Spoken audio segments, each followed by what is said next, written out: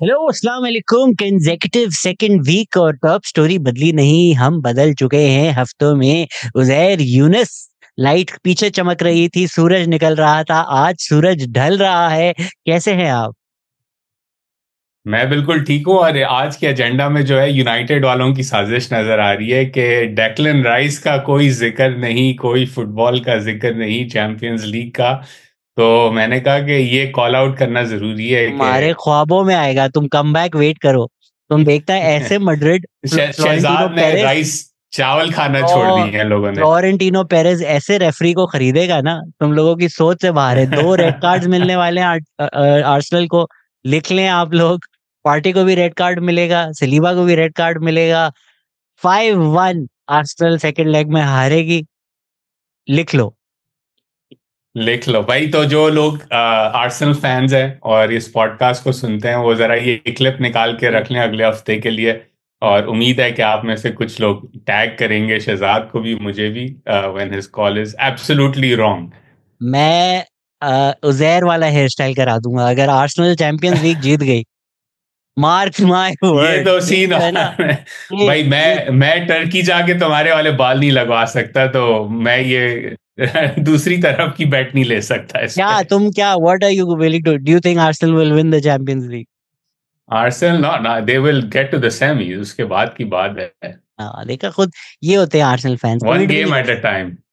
भाई मैं आर्सेनल तो वाले इतना डसे हुए हैं कि अभी मैड्रिड को हराने के बाद और डेक्लन राइस की फ्री किक्स देखने के बाद थोड़ा तो खुश होने दो यार।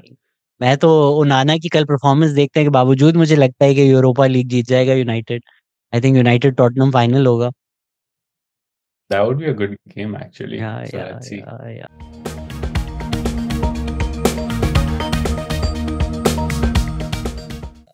तो भाई दुनिया भर का, हम अगर चैंपियंस लीग की बात कर रहे हैं तो चैंपियंस ट्रेड लीग। चाइना बोलती है 10 और लो, अमेरिका बोलता है 10 और तू ले। चाइना बोलती है ऐसा कर 35 ले तू, और ट्रम्प बोलता है ऐसी की तैसी तू और ले। मेरे ख्याल से 125 तो लग चुके हैं। एक 125% मेरे ख्याल से लेटेस्ट फिगर है जो अमेरिका ने चाइना पे टैरिफ लगा दिए। क्या चल रहा है भाई उजैर ये?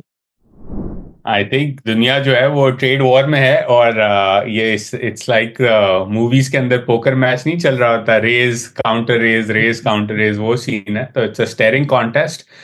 लेकिन चाइना से बड़ी स्टोरी ये है कि इस हफ्ते Donald Trump was forced to blink, and he blinked because the bond market spoke against him. I think that is a much bigger story कि जो रिएक्शन इस हफ्ते पूरा रहा है बॉन्ड मार्केट के अंदर, and the metric to measure for that is the 10-year treasury yield, जो अमेरिकन डेट का 10-year बॉन्ड है। उसके अंदर जो मूव्स हुई मंडे को, उसके बाद Donald Trump had to back down. So now the first blink is in basically कि जिसने जो है वो रिटेलिएट नहीं किया उसके ऊपर tariff suspended.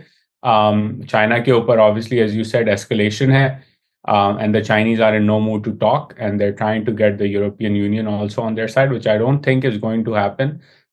But it's still a stare down across the board. Pakistan को फायदा हो गया ना, हमारे तो वापस 10% हो गए हैं, या कुछ बहुत कम हो गए हैं पाकिस्तान के तो। Pakistan is back to 10%, India is back to 10%। दोनों की डील्स की कॉन्वर्जेशंस चल रही हैं। पाकिस्तान की एक डेलीगेशन आएगी, अभी वर्ल्ड बैंक आईएमएफ की स्प्रिंग मीटिंग्स हैं, उस पर बात करने के लिए तो अमरीकनों से बातचीत भी होगी। अमेरिका के नुमाइंदे और डेलीगेशन इस्लामाबाद भी अभी आई हुई थी मिनरल्स और माइन कॉन्फ्रेंस के लिए।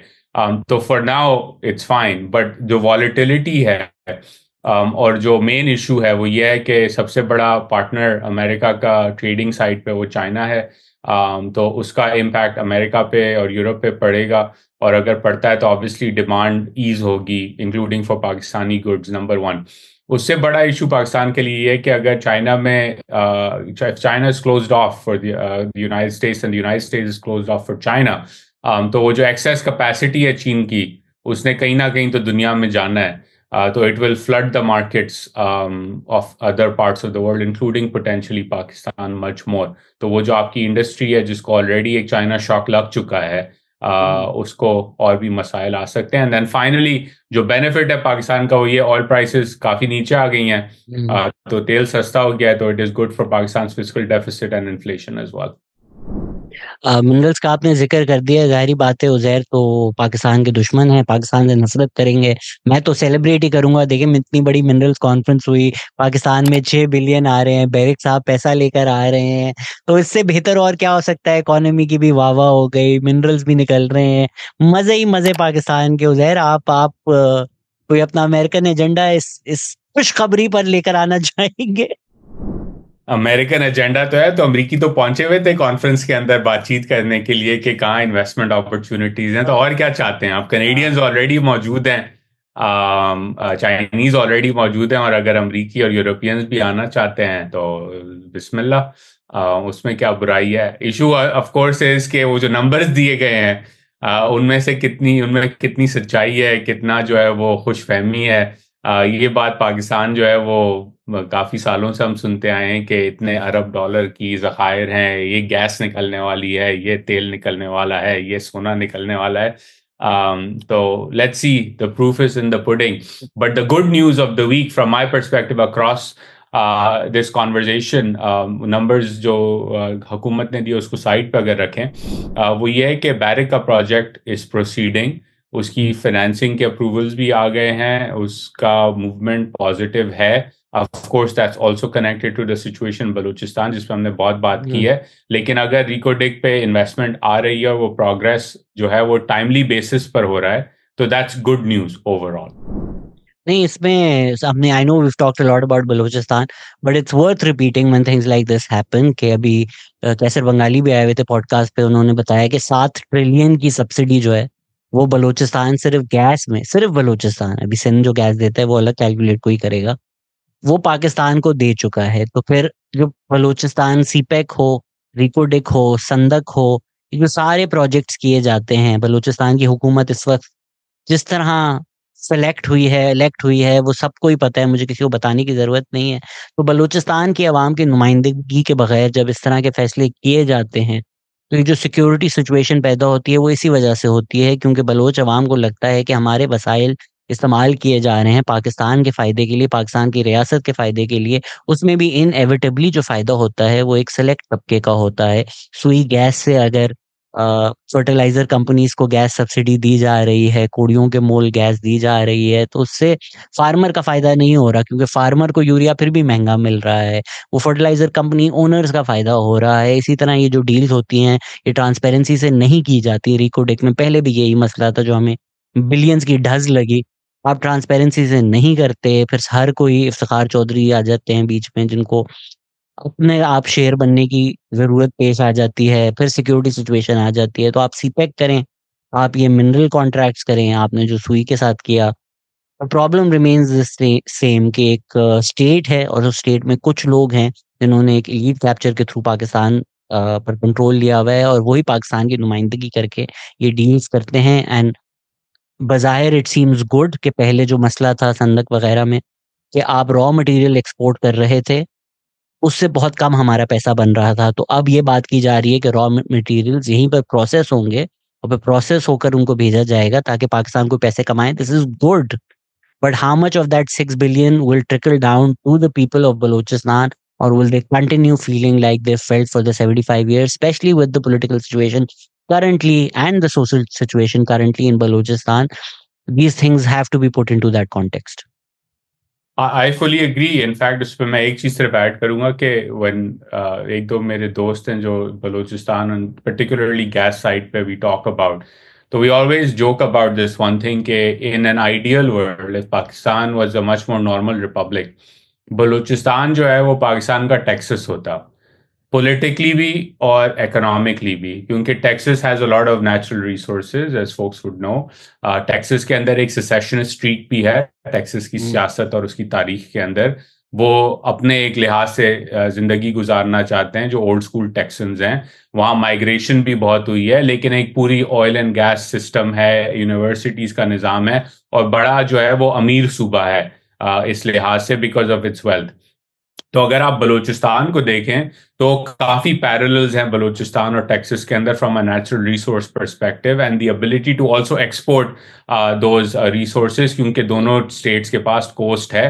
एक सेसेशनिस्ट स्ट्रीक भी है बलूचिस्तान में, एक पॉलिटिकल मसला भी रहा है, माइग्रेशन, इंटरनल माइग्रेशन का इशू भी रहा है बलूचिस्तान के अंदर। तो अगर आप एक नॉर्मल रिपब्लिक होते और आप अपना सिस्टम, जिसमें हम बहुत बात कर चुके हैं रफीउल्लाह काकर से भी और लोगों से भी, अगर आप वो सिस्टम सही तरह चलाते तो सुई की वजह से, सैंडक की वजह से और अब रिकोडिक की वजह से बलूचिस्तान एक हब होता oil and gas, natural resources processing का, फाइनेंस का, कमोडिटी ट्रेडिंग का और एक्सपोर्ट का। लेकिन क्योंकि आपने एक बड़े नैरो तबके को बेनिफिट पहुंचाने के लिए बाय एक्सटेंशन एक बड़े नैरो तरीके से बलूचिस्तान को देखा है, तो ये मसला आपके सामने है and the solution is very clear. और अगर आप वो सोल्यूशन की तरफ जाएंगे तो ना सिर्फ बलूचिस्तान के अवाम का फायदा होगा, ना सिर्फ बलोच हकूक जो है वो बेहतर तरीके से दिए जाएंगे बलोच लोगों को, बल्कि जो उससे वेल्थ क्रिएट होगी वो पूरे के पूरे पाकिस्तान को एक सस्टेनेबल लेवल पर बेनिफिट देगी। लेकिन उतनी की सोच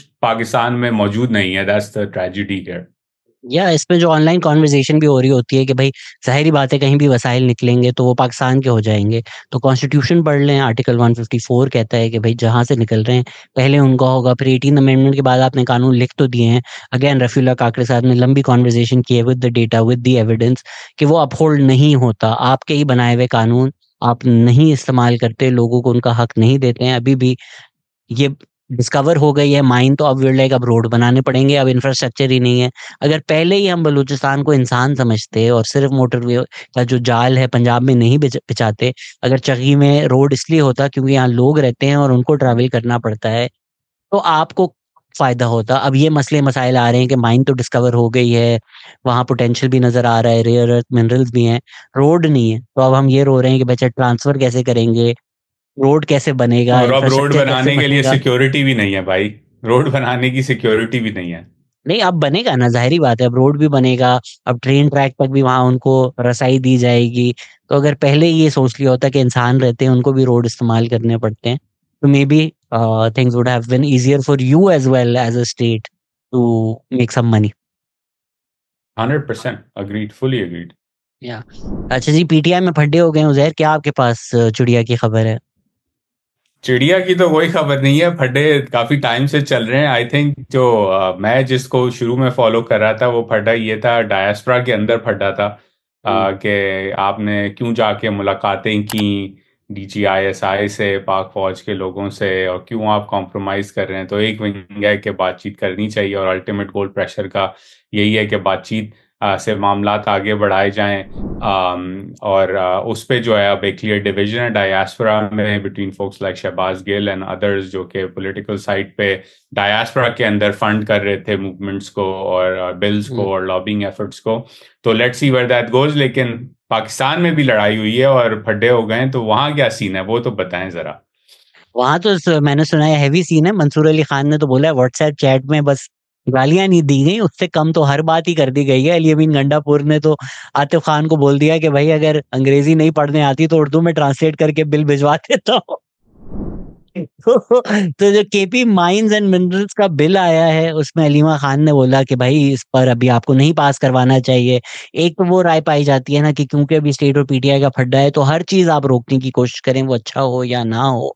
तो which is why the issue has been politicized a lot. ये जो केपी का क्या कहते हैं जेवर है, जो आपका जो सारी मादनियात है वो एक जेवर है। चाहे जो मर्जी एक्ट पहले हुआ हो, जो मर्जी तरामीम ये करना चाह रहे हो, हमारा ख्याल है, हमारा मशवरा ये कि पूरा एक्ट होल्ड पे डाल देना चाहिए जब तक इमरान खान रिहा होकर उसको खुद उसकी तफसील समझ के फिर ये असेंबली में पेश होना चाहिए। ये हम उम्मीद करते हैं कि ये मशवरा लिया जाएगा और इमरान खान की रिहाई तक कोई एक्ट असेंबली में नहीं, उसके ऊपर वोटिंग नहीं होनी चाहिए। फड्डे होना शुरू हो गए हैं, फिर एक्सेस टू इमरान खान के ऊपर फड्डे शुरू हो गए हैं। सलमान अकरम राजा और बैरिस्टर गौहर साथ मिलकर प्रेस कॉन्फ्रेंस कर रहे थे, उसमें सलमान अकरम राजा रिपोर्टेडली सजेस्ट कर रहे थे कि बैरिस्टर गौहर ही जो है वो पीछे जाकर मिल रहे हैं और ऐसी चीजें कर रहे हैं और पार्टी डिसिप्लिन के खिलाफ चीजें कर रहे हैं। फिर आजम सवाती मिले, हमने पिछले एपिसोड में भी डिस्कस किया। आजम सवाती ने खुलकर आके बोल दिया है कि फुल कॉन्फिडेंस उनको इमरान खान ने दे दिया है कि टॉक्स करो और उनके पास आशीर्वाद है इमरान खान का टॉक्स करने के लिए। तो हम तो बहुत टाइम से यही बातें कर रहे हैं एंड या व्हाट्स योर टेक ऑन हम ऑल? यही बातें कर रहे हैं और आई थिंक वो जो इन पर्टिकुलर हमें चला देनी चाहिए अलीमा खान साहिबा की जो क्लिप है जिसमें वो कह रही हैं कि ये बिल पे वोट नहीं होना चाहिए जब तक खान साहब की रिहाई नहीं होती और खान साहब बाहर आके इसका जायजा नहीं लेते, और फिर ये सब होना चाहिए। मुझे अजीब सी बात लगी इसलिए क्योंकि अगेन अलीमा खान साहिबा इमरान खान साहब की बहन है, तो ठीक है वो फाइट कर रही हैं अपने भाई की रिहाई के लिए, लेकिन उनका पॉलिटिक्स बिलखसूस खैबर पख्तूनख्वा की पॉलिटिक्स से कोई लेना देना नहीं। So it was odd for me to see कि वो जो एक लेजिस्लेटिव प्रोसेस है जहां आपकी पार्टी मेजॉरिटी में है प्रोविंस के अंदर, आप इलेक्टेड रिप्रेजेंटेटिव नहीं है, आप पार्टी की कोई ओहदेदारान नहीं है, आपका कोई लेना देना नहीं है लेजिस्लेटिव बिजनेस से और प्रोविंस के बिजनेस से, तो आपका ये कमेंट करना इस तरह was like I think bad politics from her. और I think we should play that clip as well as Azam Swati Sahab की क्लिप के वो कह रहे हैं मुझे पूरा मैंडेट दिया है इमरान खान ने बातचीत करने का। अब वो किससे बात हो रही है, कौन से बैक चैनल्स हैं, उस पर भी रूमर्स चल रहे हैं कि किसी ने अप्रोच किया है जनरल मुनीर के टीचर को कि उनसे बातचीत की जाए, तो उन्होंने कहा हमारा कोई लेना देना नहीं है। All sorts of weird rumours are circulating around related to this, लेकिन अल्टीमेटली दो चीजें तो हम पहले ही बात कर चुके हैं। I think that's the key point कि एक इनफाइटिंग है बड़ी जबरदस्त किस्म की between Khyber Pakhtunkhwa and Punjab and then within the leadership of the party and the family of Imran Khan as well, और दूसरी ये कि बातचीत करनी है लेकिन सामने से जवाब नहीं आ रहा। नहीं, खैबर पख्तूनख्वा इटसेल्फ में है, जो जुनैद अकबर को जो आपने हेड लगा दिया है, तो खैबर पख्तूनख्वा पीटीआई के हेड जुनैद अकबर हैं, चीफ मिनिस्टर अली अमीन गंडापुर हैं, जो पहले खैबर पख्तूनख्वा पीटीआई के हेड थे, तो क्लियर वहां पर भी कुछ डिफरेंसेस नजर आ रहे हैं। फिर वहां जो जलसे हुए भी वो इतने सक्सेसफुल नहीं हो सके, उसको इतनी माइलेज नहीं मिली। वो अली अमीन गंडापुर ने डिलिबरेटली सपोर्ट नहीं किया। ज़ाहिर बात है खुलकर तो वो नहीं कर सकते, बट आपको बंदे जमा करने होते हैं, ऑन ग्राउंड चीजें करनी होती हैं। उसमें अली अमीन गंडापुर इतना पार्टिसिपेट किया कि जुनैद अकबर की वाह हो जाए, जुनैद अकरम की भी हो जाए वैसे तो वैसे अच्छा, इसके अंदर एक और इंटरेस्टिंग पॉइंट ये है Shahzad, I would love your perspective on this. मेरा पर्सपेक्टिव ये है कि जो सबसे मुश्किल जॉब है ना पीटीआई के अंदर इस वक्त, वो अली अमीन गंडापुर की है कि उन्होंने पार्टी को ऑर्गेनाइज भी रखना है अपने सूबे में, फेडरल गवर्नमेंट और इदारों के साथ मिलके सूबा चलाना भी है, बहुत चैलेंजेस हैं सूबे के अंदर, और उसके साथ साथ एक तरह से एजिटेट भी करना है पार्टी के लिए और पार्टी के लीडर के लिए। I think it's a very tough job क्योंकि he knows he has to balance all three parts, क्योंकि अगर वो इग्नोर करते हैं सूबे को या सूबे को उस तरह नहीं चलाते जिस तरह ज़रूरत है सूबे को चलाने की, तो पॉलिटिकल लॉस हो सकता है इन द मीडियम टर्म। अगर वो ज़्यादा जो है वो कोऑपरेट नहीं करते उन इश्यूज़ पर जिन इश्यूज़ पे उन्हें करना है फौज के साथ फॉर एग्जांपल, तो सूबे के अंदर सिक्योरिटी सिचुएशन और ख़राब हो सकती है, गवर्नर राज का मसला आ सकता है सूबे के अंदर। और अगर वो एजिटेट नहीं करते जिस तरह उनकी बेस चाहती है या जिस तरह पीटीआई के कुछ लोग चाहते हैं, तो उनके ऊपर जो है वो तहमत लगती है कि ये इदारे के जो है वो टाउट हैं किसी तरह। I think he has the toughest job, and so far if I were to look at it from an outsider perspective, he is done as good as anyone could have done given all the limitations and the challenges he faces. नहीं, but इसमें जो आपने limitations बताई वो तो एक ही limitation है कि पीटीआई सपोर्टर से गालियां पड़ती है ना, बिकॉज पीटीआई सपोर्टर्स का एक सर्किट ब्रेकर हो जाता है when it comes to Imran Khan. Whereas आप ये सारे सियासतदान देखें, अली अमीन गंडापुर हो, वोट को इज्जत दो हो, उससे पहले पीपीपी हो, करंटली कनाल्स इशू पर, आप पब्लिक में आकर एस्टैब्लिशमेंट ये ऐसी की तैसी नहीं झुकेंगे, नहीं एक पीछे आपने जीसर ही करना है। एक मुझे चीज बता दें जो एस्टैब्लिशमेंट को चाहिए थी खैबर पख्तूनख्वा में, जो पीटीआई ने मना की हो। बैरिस्टर सैफ तो आपके वहां पर स्पोक्स पर्सन लगे हुए हैं, पीटीएम के जो जलसे होते हैं वो नहीं होने देते, फेडरल एम्प्लॉइज तक पे आप प्रोटेस्ट नहीं होने देते। एक मुझे चीज बता दें जो पाकिस्तान की एस्टैब्लिशमेंट को चाहिए थी खैबर पख्तूनख्वा में, वो चले अभी माइंस एंड मिनरल्स बिल भी लगा दें उसमें, जो पीटीआई गवर्नमेंट ने मना की हो। इसी तरह पीटीआई गवर्नमेंट ऑपरेट करती है, इसी तरह पार्टी ऑपरेट करती है, इसी तरह इमरान खान ऑपरेट करते हैं कि बयान देंगे, नहीं झुकेंगे, लड़ेंगे, ईंट से ईंट बचा देंगे, और पीछे आजम स्वाति भाई बात कर ले, भाई डील करवा दे, भाई कुछ कर ले। कर तो सब लोग ये रहे हैं, बट क्योंकि लोगों को लगता है कि नहीं, इमरान खान एक प्रिंसिपल पोजीशन लिया हुआ है, जो नहीं झुकेगा, जो नहीं मानेगा, वो एंटी एस्टैब्लिशमेंट है, तो इसलिए उन्हें अली अमीन गंडापुर भी टाउट लगता है, शेर अफजल मरवत भी टाउट लगता है, बैरिस्टर गौहर भी टाउट, हर कोई टाउट लगता है। जबकि सियासत पूरी पार्टी यही कर रही है और इमरान खान के कंप्लीट आशीर्वाद के साथ कर रही है। आज़म सवाती ने तो खुलकर आकर बोल दिया। So the only cognitive dissonance, in my opinion, exists in the minds of some PTI supporters. Other than that, तो everybody knows what's happening. Everybody knows what Ali Amin Gandapur is doing. Okay, yeah, no, that's fair enough. आगे बढ़ते हैं ठीक है, इसमें बस सलमान अकरम news राजा rap ने up भी की बोल दिया है तरफ। कि हम जो पावरफुल इदारे हैं उनसे बात नहीं करेंगे, उनसे बात करेंगे, पॉलिटिशियन से बात नहीं करेंगे। बहुत हम इस पे बात कर चुके हैं कि क्यों ये चीज़ प्रॉब्लमैटिक है।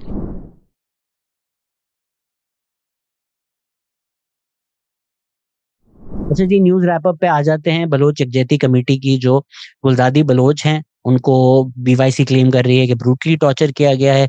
किया बलोच एक जर्नलिस्ट है, सबको फॉलो करना चाहिए। आई think he reports really well on Balochistan. उनका ट्वीट आया है कि उनको पता चला है कि गुलजीदा बलोच को हैंडकफ किया गया था, ड्रैग किया गया था, पंच किया गया था और उनको फोर्स किया गया था स्लोगन चांट करने के लिए। उनका चेहरा बरूज था, उनकी आँखें सूजी हुई थी। तो मैं सिर्फ स्टेट को ये कहना चाहूँगा कि अभी आपको लग रहा है हम बहुत हार्ड हैं, वेदर समीदीन बलोच को उठाना हो, जो छूट गई हैं थैंकफुली, या मारंग को उठाना हो, या अभी गुलजादी बलोच का अगर ये टॉर्चर सच है जो रिपोर्ट किया जा रहा है, ये चीज़ आप याद रखेंगे। आई थिंक मे बी ये गले में फँस जाएगी आप लोगों के। बलोच अवाम जो है या पश्तून अवाम जो है, जो लोग ये देख रहे हैं, there are certain tribal notions, there are certain ideas and it's not even specific to them यार, इट्स एनी पाकिस्तानी और any person in the world who sees this happening specially to women, this stage in the mind. अगर यहाँ पर मेरे पास अभी ख्वाजा असलम की किताब पड़ी हुई है, तो आज भी अगर एमआरडी मूवमेंट का ज़िक्र हो, ये पिक्चर फ्रंट पर आती है उसकी। It's a memorable picture, everything that happened to PPP, everything that happened during Ziaul Haq, ये पिक्चर आपको याद कराती है। तो ये जो कर रहे हैं स्पेशली औरतों के साथ, आई थिंक ये लोगों की मेमोरी में एच हो जाएगा और उसकी फिर एक हेवी प्राइस देनी पड़ेगी। I fully agree. हमने इस पे पिछले हफ्ते शायद बात भी की थी कि ये सिर्फ पाकिस्तान के माशरे में नहीं, ये हमने हर जगह देखा है। अर्जेंटीना की मिसाल मैंने लास्ट टाइम भी दी थी कि जब आप खवातीन पे तशद्दुद करने लग जाते हैं तो there is no coming back from that और there is no way to win hearts and minds after that. तो अगर आपका गोल है कि इस मसले को इसी तरह सॉल्व किया जाए तो this is not the way, it's not going to work. we've spoken about it in detail, but Farhan Malik और अहमद नूरानी के भाई अब तक कस्टडी में हैं, तो वो जब तक छूटेंगे नहीं, हम हर हफ्ते आपको बताते रहेंगे। एफआईए ने एक इंक्वायरी शुरू कर दी है फरहतुल्लाह बाबर के against over citizens complaint over corruption. जो भी फरहतुल्लाह बाबर साहब को जानते हैं और उनकी सियासत को तारीखी तौर पर जानते हैं, वो जानते होंगे कि उन्होंने हमेशा एक प्रिंसिपल स्टांस लिया है। It's almost laughable. अभी मैं देख रहा था कि जब कराची को सिंध से अलग करने का मसला आ गया था 1947 में, तो सिंध के जो चीफ मिनिस्टर थे अयूब खोड़ो, उन पे ये इल्ज़ाम लगाया था कि इन्होंने चीफ मिनिस्टर के ऑफिस से एक टाइपराइटर चोरी किया। उस पर उस पर उनको डिसमिस कर दिया था। तो ये उसी तरह की बात है। मतलब फरहतुल्लाह बाबर एक जेंटलमैन है, फरहतुल्लाह बाबर एक तमीज़दार आदमी है, फरहतुल्लाह बाबर तो कोई जंगजू टाइप बात भी नहीं करते हैं, हमारी तरह भी बात नहीं करते हैं। तो फरहतुल्लाह बाबर नहीं कबूल हो रहा, तो अब क्या ही कर सकते हैं स्टेट का। कुछ नहीं कर सकते, बस देख सकते हैं कि क्या तमाशा चल रहा है। सिंध में तहसील थरी मिरवा खैरपुर में एक जर्नलिस्ट हैं अलादीन शर, उनका कत्ल कर दिया गया है। उनकी बॉडी पे टॉर्चर्स थे।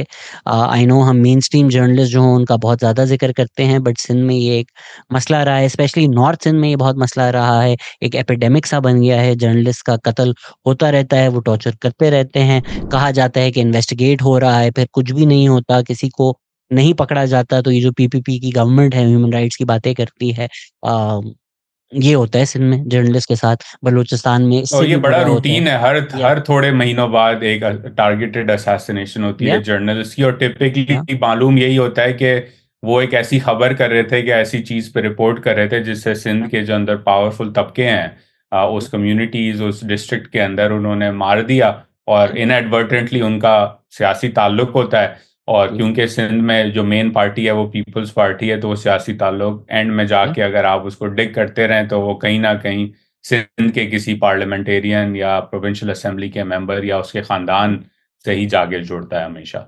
ये जो वडेरा कल्चर है, वडेरे हैं, इनएविटेबली वो फिर पीपीपी का हिस्सा हो जाते हैं, क्योंकि उनमें लैंड होल्डिंग होती है, उनके पास पावर होती है, कॉन्स्टिट्यूएंसी होती है, इलेक्टेबल जो होते हैं, and then PPP is so beholden to these people now कि बस yeah, it's unfortunate. We can just report on it and constantly remind people that this is happening. Mainstream media शायद ना कवर करे खैरपुर की खबर, लेकिन ये हो रहा है। तो अब दुनिया में चलते हैं उज़ैर।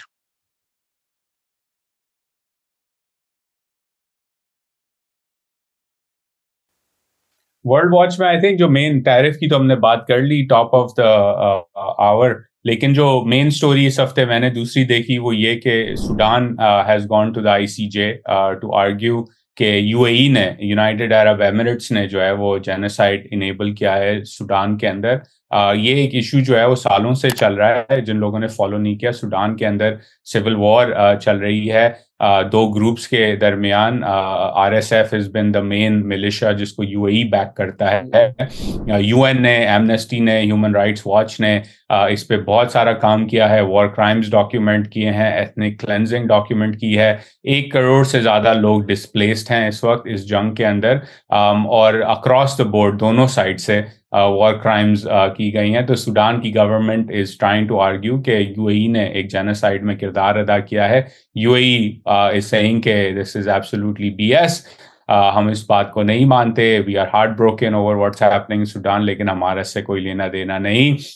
और उन्होंने अलेज किया है कि सूडानीज गवर्नमेंट जो है वो बेसिकली इस चीज के ऊपर पॉइंट स्कोरिंग कर रही है आईसीजे लेके जाकर। जो रिपोर्ट हुआ है कि ये केस कहीं नहीं जाना, इसके ऊपर बस थोड़ी सी डिस्कशन ही होगी आईसीजे के अंदर।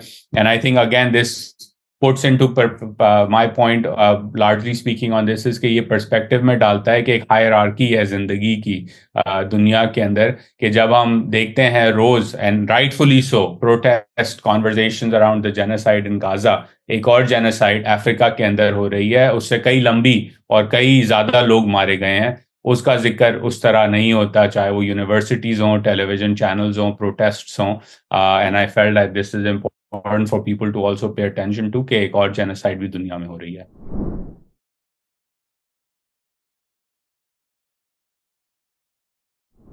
या I think important issues pay attention पे करनी चाहिए।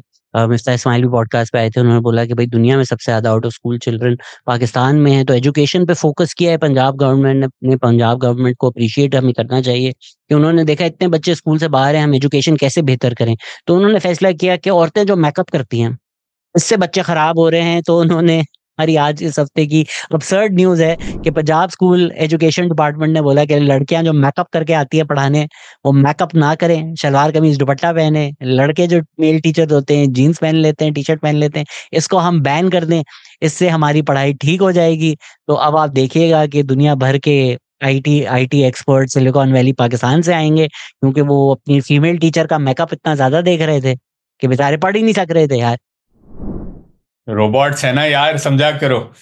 समझते नहीं हो तुम लोग बात। रोबोट्स को का सॉफ्टवेयर अपडेट करने की कोशिश है। अच्छा, दूसरी जो अपसर्ड खबर इस हफ्ते की थी वो है कि एक चाइनीज वायरल वीडियो है अबाउट लाइक यूएस वर्कर स्वेटशॉप में वो सिलाई करने की कोशिश कर रहा है। वो काफी फनी थी और वायरल हुई, पार्ट ऑफ चाइनीज प्रोपेगेंडा। और जो सोशल मीडिया वॉर है, टैरिफ वॉर की, वो as leading is generating some good AI content as well. ये दूसरी थी एक जो हमने लिस्ट पे नहीं है, मुझे अभी दिमाग में आई because I saw it earlier this week, मैंने शायद आपसे शेयर भी की थी।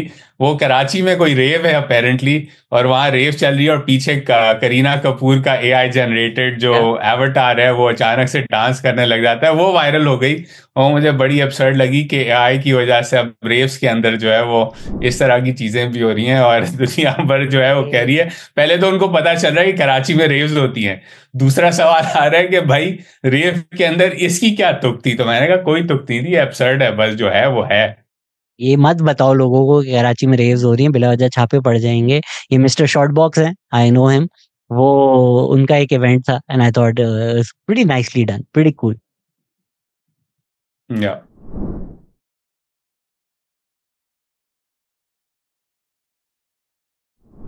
आई थिंक कोई ट्रेंडिंग या कीप एन आई ऑन कुछ है रिकमेंडेशंस आपके पास इस हफ्ते? नहीं, बस एक पॉजिटिव शाउट आउट है कि नूर जमान जो है वो अंडर 23 स्क्वॉश चैंपियन बन चुके हैं। तो कांग्रेट्स। हम हमारे पास इतनी खुशियां होती हैं। So yeah, that's pretty much it. Anything else that has happened in your week or Shout anything out else to that me once again, Declan Rice, पे legend, king, नया king. स्टैचू तो बना लो. आई उसकी think what he is done अगर in the आपने champions league for Arsenal, ये तो किसी ने भी नहीं किया. 2 फ्री किक्स क्या मार ली. बना दो, स्टैचू बना के दे यार दो. वैसे I don't know if you saw the game, I was watching it, नहीं. और another shout out to Courtois. उसने जो सेव्स किए हैं, like the 3-0 scoreline, if you look at it you're like, oh the goalkeeper had a crappy game. लेकिन अगर आप match देखें तो उसने अच्छे खासे जबरदस्त सेव्स किए थे, and then it took like 2 insane free kicks to beat him. So also shout out to Courtois, because he's one of the best goalkeepers in the world, and the 3-0 score line doesn't do justice to what he did in that game. Yeah, phenomenal free kicks, वैसे, to be honest. Very, very, Yeah. very, very, very top bin. Proper top bin free kick. Proper So, top. yeah, congrats to you and congrats to all Arslan fans. अगले हफ्ते की episode में मिलेंगे, और हो सकता है कि शहजाद रियाज जो है वो गंजे नजर आए हम सबको. मैंने बोला चैंपियंस लीग अगर जीती. मैंने बोला अगर champions I league. Think it was के लॉस, नेक्स्ट लेग के वो लॉस तो की बात थी. there is a 90% chance that Arsenal will go through 3-0. Real Madrid has never come back from a 3-0 deficit in the first leg. Never. But it's Okay, Real चलो. Madrid and it's a Champions League. so fine never print come back. डाल दिया है शहजाद ने, but still Arsenal fans मैंने who go listen back. In, clip बना के रख लो. Go back and Clip watch what बना I के said. I रख said लो. अगर Champions League जीती. चलें, we'll keep the Right. link clip in my back pocket in any case.